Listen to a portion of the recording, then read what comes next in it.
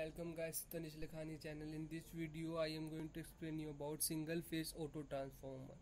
Transformer एक ऐसी machine है जो मेरे इलेक्ट्रिकल एनर्जी को मैग्नेटिक एनर्जी में कन्वर्ट करके देन वो इलेक्ट्रिकल एनर्जी में कन्वर्ट करती है। ठीक, अब इसका फ़ायदा क्या हुआ कि हम इनपुट भी इलेक्ट्रिकल दे रहे हैं और आउटपुट भी इलेक्ट्रिकल दे रहे हैं। ये सब मैं आपको पुरानी वीडियोस में जब मैंने ट्रांसफॉर्मर पढ़ाया था तब मैं बता चुका हूँ। इधर मैं क्या समझाने वाला हूँ, सिंगल फेज ऑटो ट्रांसफॉर्मर क्या होता है, उसके एडवांटेजेस क्या होती हैं, डिसएडवांटेजेस क्या होती हैं और क्यों इसको इतना यूज़ किया जाता है। तो जैसे कि आपको नाम से पता चल रहा है कि सिंगल फेज ऑटो ट्रांसफॉर्मर बताने वाला हूँ। सबसे बड़ी खासियत क्या है ऑटो ट्रांसफॉर्मर की कि इसमें खाली एक वाइंडिंग होती है। क्या इसमें खाली एक वाइंडिंग होती है, सिंगल वाइंडिंग ओनली। इसी में ही हम प्राइमरी निकाल लेते हैं और इसी से हम सेकेंडरी निकाल लेते हैं। ठीक है, तो ये याद रखना, जब भी आप ऑटो ट्रांसफ़र सुनो तो ये कंसेप्ट आपके दिमाग में आने चाहिए, ये बात आपके दिमाग में आनी चाहिए कि इसमें सिंगल वाइंडिंग होती है, प्राइमरी भी वो वाइंडिंग होगी और सेकेंडरी भी वो वाइंडिंग होगी। अब बात आती है कि फिर इसमें कैसे एनर्जी ट्रांसफॉर्म होगी, वो सब चीज़ें मैं आपको बताऊंगा। जैसे कि आप देख पा रहे हैं, अभी देखिए ये सिंगल वाइंडिंग है। ठीक, इसके इस टर्मिनल को मैं मान रहा हूँ ए और इसी वाइंडिंग के कहीं पर एक हम दे देते हैं टैप पॉइंट, जिसको मैं डिनोट कर रहा हूँ बी और यहाँ C. Okay, A B C single winding है, ए इसका एक कोना, बी उसका कहीं पे भी वाइंडिंग में कहीं पर भी एक पॉइंट, जिसको मैं कह देता हूँ टैप पॉइंट। बी क्या है यहाँ पे, बी क्या है यहाँ पे टैप पॉइंट। ठीक, और सी मेरी दूसरा कोना उसका। अब ध्यान से समझिएगा एक चीज़ को, क्या कि अगर मैं ट्रांसफॉर्मर की बात करता हूँ तो उसमें मेरे पास दो टाइप होते हैं। क्या, स्टेप अप और स्टेप डाउन। ये आप सब जानते होंगे, तभी आप ऑटो ट्रांसफॉर्मर पढ़ने आए हैं। Step up and step down. Step up का मतलब क्या होता है कि मेरी जो सेकेंडरी की वोल्टेज होगी, जो मैं V2 से डिनोट कर रहा हूँ, वो प्राइमरी की वोल्टेज से ज़्यादा होगी। और वहीं स्टेप डाउन का मतलब क्या होता है, जो प्राइमरी की वोल्टेज होगी वो ज़्यादा होगी V2 से। यही हम मानते हैं। ठीक, तो उसका मतलब यहाँ क्या मैं समझाने वाला हूँ वो देखिए। और ट्रांसफॉर्मर भी हमारे स्टेप अप होते हैं और स्टेप डाउन होते हैं। अब नाम से समझ आ रहा है हमें, स्टेप अप है तो वोल्टेज जो होगी सेकेंडरी की, जो मेरे को लोड साइड होगा, वहाँ पर आउटपुट ज़्यादा मिलेगा। ठीक है, और वहीं स्टेप डाउन में क्या होगा, वोल्टेज कम होकर मिलेगी। ठीक है, तो अब इधर कनेक्शन कैसे करने हैं, voltage step up step down कैसे होंगी वो देखिए। ठीक है, तो मैं आपको यहाँ पर ये वाइंडिंग दोबारा से बना लेता हूँ। ये मेरी ये ए हो गया, ये सी हो गया। ठीक, और ये मेरा tap point B.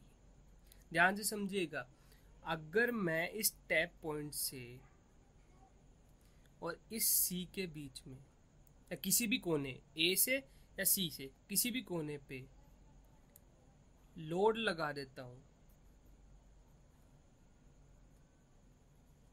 Tap point और किसी भी कोने, चाहे ए पे या सी पे, अगर मैं लोड लगा देता हूँ और मैं दोनों कोनों पे मेरी इनपुट एसी सप्लाई देता हूँ। अब इतना तो पता होगा अगर आप ट्रांसफॉर्मर पढ़ के आए हैं कि हमारे ट्रांसफॉर्मर पे एसी सप्लाई ही दी जाती है, डीसी पे वो काम ही नहीं करता। अगर ये समझना है तो इस पे भी मैंने एक वीडियो बना रखी है, why transformer does not work with DC supply. ठीक है, आप वो देख सकते हैं। तो ये जो अरेंजमेंट बनी, इस टैप ऑफ पॉइंट से मैंने लोड कनेक्ट किया और सप्लाई दी मैंने पूरी वाइंडिंग को।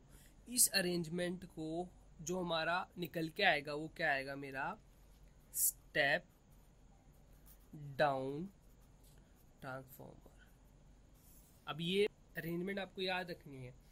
तो स्टेप डाउन ट्रांसफॉर्मर निकल के आएगा मेरा। अब ये कैसे समझ में आया हमको कि इससे स्टेप डाउन मिलेगा, क्योंकि ये देखिए ध्यान से, इसमें मान लीजिए अगर n टर्न्स हैं इस पूरे में, इस वाइंडिंग में, तो इसी कुछ पार्ट ही लोड वाइंडिंग पे जाएगा।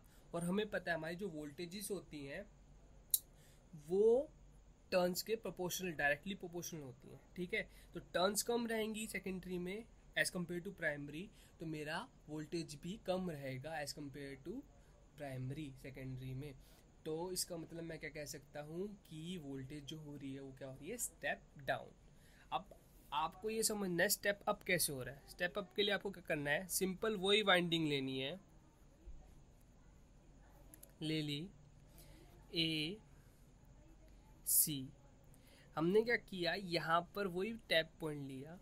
अब क्या करना है हमें, इस टैप पॉइंट और किसी भी एक हिस्से पे हमने क्या दे दी, सप्लाई दे दी, हमने दे दी सप्लाई।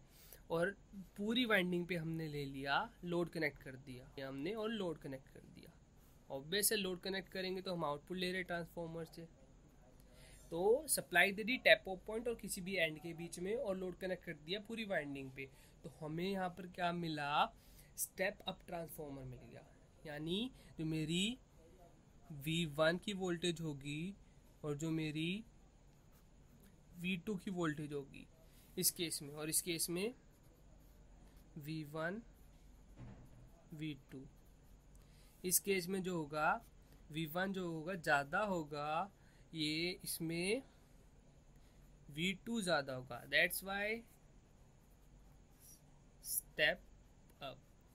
तो इतना आपको समझ में आया होगा मेरे ख्याल से कि step down transformer, step up transformer कैसे काम करता है, कैसे कनेक्ट किया जाता है, ठीक। अब हम बात कर लेते हैं इसकी एडवांटेजेस इसकी।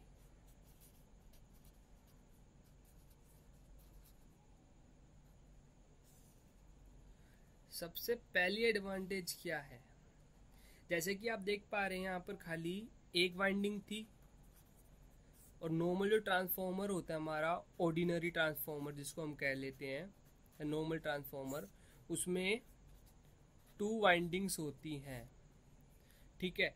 तो एक वाइंडिंग और 2 वाइंडिंग, एक वाइंडिंग मतलब मोर मटेरियल लग, 2 वाइंडिंग मतलब मोर मटेरियल लगेगा कॉपर का, वाइंडिंग कॉपर की होती है ना, सुपर एनेमल कॉपर वायर, ठीक है। तो मटेरियल ज़्यादा लगेगा तो कॉस्ट बढ़ेगी, ठीक है, 2 वाइंडिंग ट्रांसफॉर्मर की।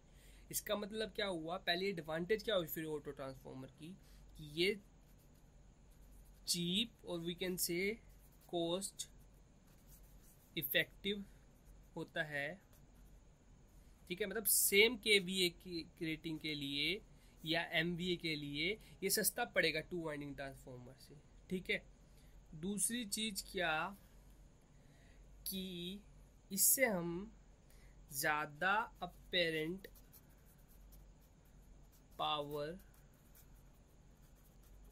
ट्रांसफ़र कर पाते हैं, ठीक है। तीसरी चीज़ इसमें क्या है कि एक वाइंडिंग से ही, जैसे कि मैंने इसमें समझाया था आपको कि एक ही वाइंडिंग से जो है पावर ट्रांसफ़र हो रही है, तो इसमें जो मैग्नेटिक फ्लक्स बनेगा या कुछ भी बनेगा उसमें क्या होगा, लॉसेस कम होंगे, ठीक है। मतलब जो लिंकेज होगी ना, फ्लक्स लिंकेज, वो ज़्यादा हो पाएगी, क्योंकि इसमें दोनों फिनोमिना से पावर ट्रांसफ़र होगी। वो मैं जब वर्किंग समझाऊंगा वो तब बताऊंगा, अभी आप इतना समझ लीजिए, इसमें दोनों फिनोमिना से पावर ट्रांसफ़र होगी, चाहे वो कंडक्टिव हो चाहे इंडक्टिव हो, ठीक है। तो इसलिए इसमें लॉसेस कम हो जाते हैं, लॉसेस कम, एफिशिएंसी बढ़ जाती है, ओके। तो इसकी ये एडवांटेज होगी। फोर्थ, जिसकी वजह से वो बहुत ज़्यादा यूज़ होता है, हम टैप ऑफ पॉइंट जो है उसको, उसकी पोजीशन को वेरी करके हम क्या कर सकते हैं, डिज़ायर्ड आउटपुट वोल्टेज ले सकते हैं।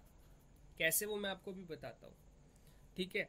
और डिसएडवांटेज देख लीजिए, अब मशीन है, ठीक है, एडवांटेज है तो डिसएडवांटेज भी है। इसकी जो हम डिसएडवांटेज कह सकते हैं वो ये क्या है, जब मैंने ट्रांसफॉर्मर पढ़ाया था या आपने कभी भी पढ़ा हो ट्रांसफॉर्मर, तो उसके बारे में आपने एक चीज़ ज़रूर पढ़ी होगी कि ट्रांसफॉर्मर इज़ अ डिवाइस जो हमको इलेक्ट्रिकल आइसोलेशन प्रोवाइड करवाता है। मतलब उसकी जो इनपुट साइड होती है वो आउटपुट साइड से आइसोलेटेड होती है। क्यों? क्योंकि उसमें जो मैग्नेटिक कपलिंग की जाती है उसकी वजह से एनर्जी ट्रांसफ़र हो पाती है विदाउट एनी फिजिकल कॉन्टैक्ट, जिसकी एडवांटेज हम हर जगह लेते हैं। इलेक्ट्रिकल आइसोलेशन प्रोवाइड करवाने के लिए भी यूज़ करते हैं। आइसोलेशन ट्रांसफॉर्मर भी होता है जिसमें टर्न्स सेम रखी जाती हैं, कोई स्टेप अप कोई स्टेप डाउन नहीं, बस हम सेपरेट कर देते हैं इनपुट सर्किट को आउटपुट सर्किट से। ठीक है, लेकिन ऑटो ट्रांसफॉर्मर के साथ ऐसा केस नहीं है। ठीक है, तो लैक ऑफ इलेक्ट्रिकल आइसोलेशन,